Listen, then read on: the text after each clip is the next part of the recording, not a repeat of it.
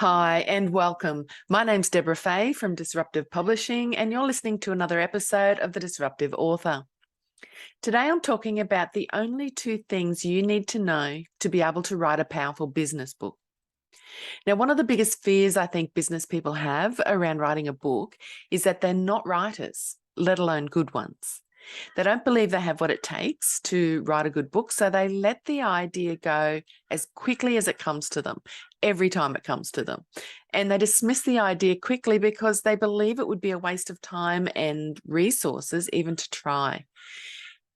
It's really a shame because writing the right business book is one of the smartest things that a business person can do for his or her business. So dismissing the idea deprives them of a really powerful and valuable marketing tool that can set them apart and help them stand out in a crowded marketplace. And let's face it, we're all in a crowded marketplace. When you know your business, structuring your book is actually more about good organization than it is about being a good writer. And organization is something that many business people are good at. They have to be to survive. If you're in business, I want you to trust me just for today when I say that you don't need to be a spectacular writer in order to write the right business book. There are lots of good editors out there who can clean up your spelling and your grammar, and they can even organize your writing to some degree. You just need to focus on the message, and I encourage all my authors to write as they speak so that their reader can get really familiar with their voice. From there, you need to know what information is important and what isn't, and you need to know the best order in which to share what you know. But I can give you a plan for those things that'll help you out with that. So that means there's only two things you really need to know, and that's firstly, your business, and secondly, you need to know how to follow a plan. If you can do those two things, then come with me, please, because today I'm going to give you that plan. Now, there are 11 steps in this plan that will help you determine which information is important to your reader and what order in which to share that information. Firstly, you need to make sure that you've got the right idea before you start writing. And I've talked about this before. Think about what you want to achieve by writing your book and what message you actually want to convey through your writing. Is your idea based on a frequently asked question or a specific request from someone in your target audience? Is it something your current customers or clients have talked to or asked you about in the past? Is it something you've helped customers or clients with in the past that hasn't actually been written about before? And I would highly doubt that. So maybe it's been written about before, but not in the way that you would approach it. The second thing is you need to get really clear on who your target audience is or who your ideal customer or client is, because they will be your reader. Who needs to read your book? Who needs to know what you know? Who will benefit most from your experience or your expertise? Why might they be seeking solutions from you? What problems are they seeking solutions for? What do they want to know? And what is the specific outcome that your reader might be seeking from you or from someone like you? What do they need to know? And what they need to know can be quite different from what they want to know. You need to know the difference. Now, the third thing you need to do is describe what your reader will learn if they read your book. How can you help them? What can you do for them? And what outcome will they achieve by reading your book? Number 4 is list the skills that your reader will gain from reading your book. So if you can list 3, 5, 7, or even 9 things that you can teach your reader to do to help themselves, that's ideal. And you will end up turning these things into, or each one of them into a chapter. And you're going to put the chapters after your story, but before the about the author chapter. Number 5 is to tell your story, and that will be chapter 1. So what makes you the expert? What's your particular experience? Is it personal or is it professional? And how does it relate to the reader? Everything you write about needs to relate to the reader or you're going to lose them. Number 6 is to add an about the author chapter. So this goes after all your chapters, and you'll want to add a warmer, more casual photo of yourself that people can warm to.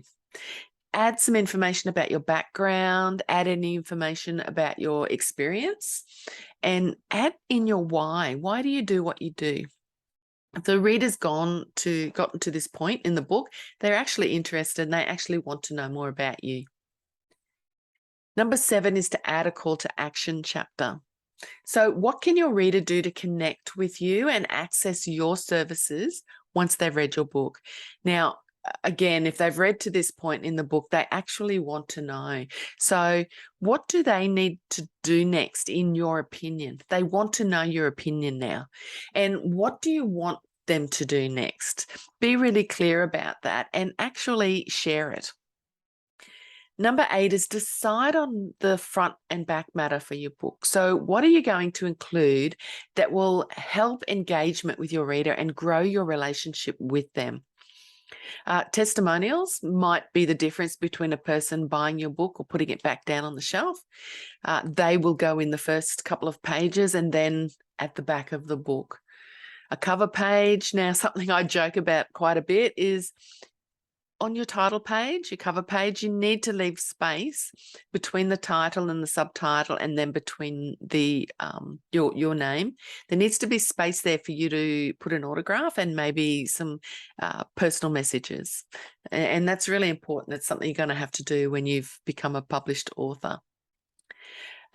Copyright page, that will go immediately behind the cover page, and that's the business part of the book.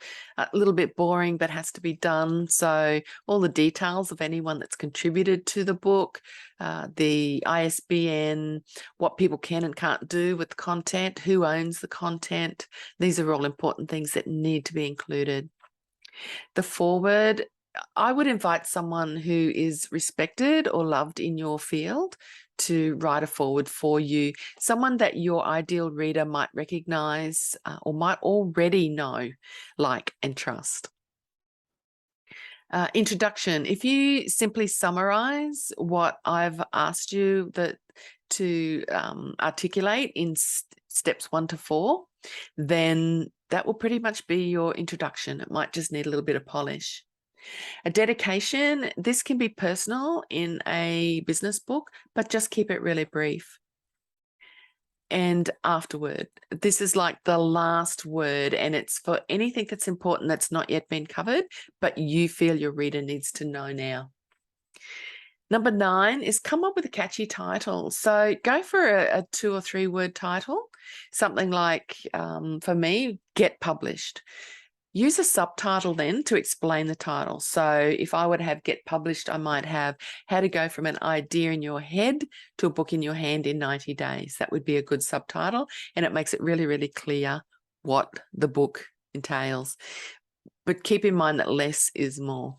You don't want your front cover to be like the first page in the first chapter of your book.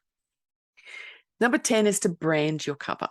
Now, best thing I can think, especially if you offer like a service-based business, or if you are your brand, put your face on the cover.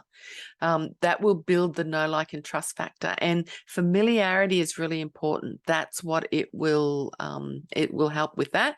And it will also show your confidence. And confidence is really important if you're wanting people to actually engage you or your services. Only use something else on your cover if you have a better option that will grow your brand for you. And the final word is the last step, number 11. Write your book in the exact order that I've given you here, and write to your reader like you're writing them a letter. That's it from me for today. I hope this has been super helpful. If you would like to know more about our Authorpreneurs Bootcamp, where we teach authors how to write, publish, and promote their books, go to disruptivepublishing.com.au/join the club. It is the perfect time to join us, and we'd love to welcome you into the group. If you'd like to know more about our done-for-you publishing services, then I would encourage you to book in for a free information call, and we can talk about the best path forward for you. Just go to calendly.com/disruptive publishing/free info session, and I'll look forward to chatting with you. Have a fantastic week, everybody, and I'll see you again soon. Bye for now.